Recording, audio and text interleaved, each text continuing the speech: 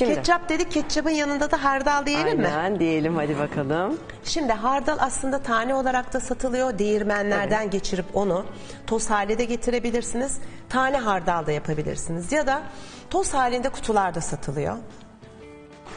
Onu da nasıl yapıyorum?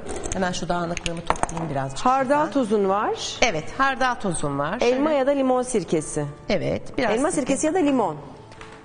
Yani şöyle o Evet. ekşimtırak lezzeti verebilmek için taze sıkılmış limon varsa taze sıkılmış Tamam, limonla olur. yapıyorum. Eğer yoksa sirkeyle yapıyorum. Tamam. Dolayısıyla birazcık evdeki malzemelerle doğru orantılı. Şeker, tuz ve 3 Evet. yemek kaşığı zeytinyağı.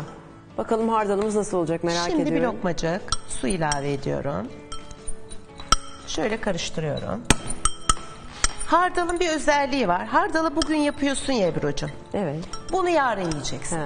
Lezzeti ancak o zaman oturuyor. Ve kıvamı ve koyuluğu da ertesi gün çok daha güzel bir hal alıyor.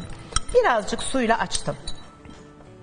Biraz limon suyu ilave ediyorum. Yapmam gereken şey bunu çok güzel çırpmak. Biraz şeker, Koku hemen geldi, hardal Evet. kokusu tabii.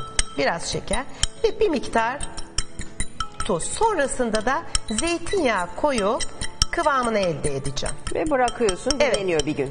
Kapaklı bir kabın içine koyuyorum. Bir gün bu malzemeyi dinlendiriyorum.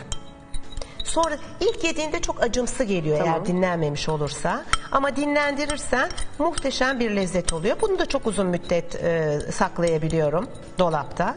Et yemeklerinin yanında, tavuk yemeklerinin yanında İşte açıyor. iştah açıyor. Bir de ben bugün çok güzel bir şey yapacağım. Kızartma Fırında yapacağız. kızartma yapacağım. Hadi yapalım. Onun yanında da bandır bandır ye bir kıvam alıyor. Peki tepsi mi lazım, ne lazım? Burada bunun için? hemen var tepsim hazır Oo, hayatım her şeyin aşağıda. hazır. Zeytinyağını da koydum.